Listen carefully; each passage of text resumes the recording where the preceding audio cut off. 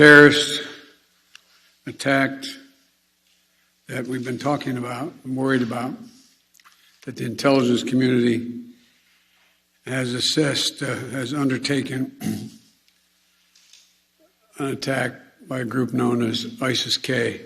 Took the lives of American service members standing guard at the airport and wounded several others seriously. We have so much to do.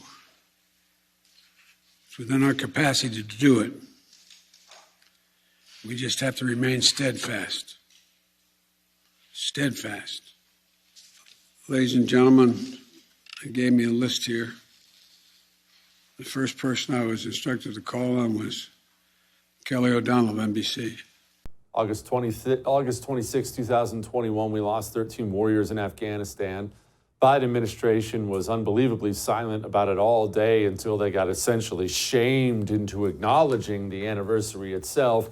Joining me now to talk about that horrible place and many others, getting us boned up on the issues, Lisa Daftari, editor-in-chief of the Foreign Desk.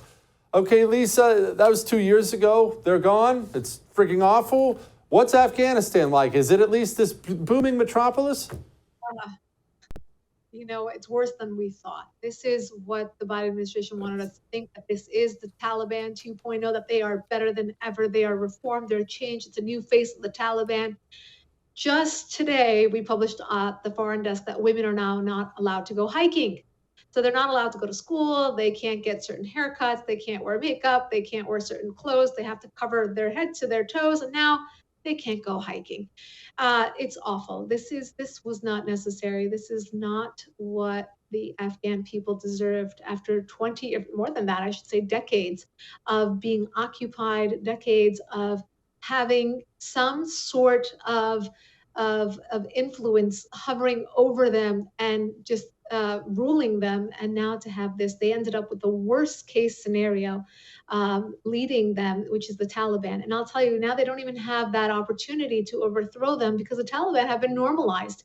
The United States is dealing with them. Neighboring nations are dealing with them. They are being treated not as a terror entity, but as an actual sovereign nation.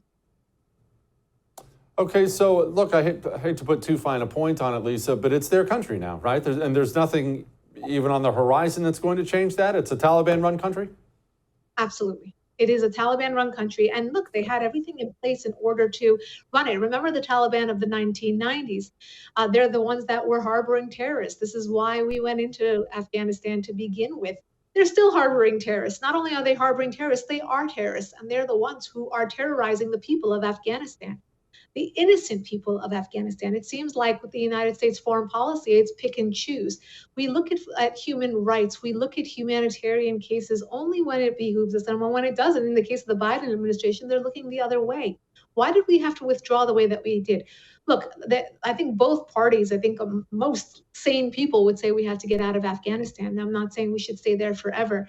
And I think that that's always the comeback of the other side. Well, what were we supposed to do? Stay there forever? No, we weren't supposed to stay there forever.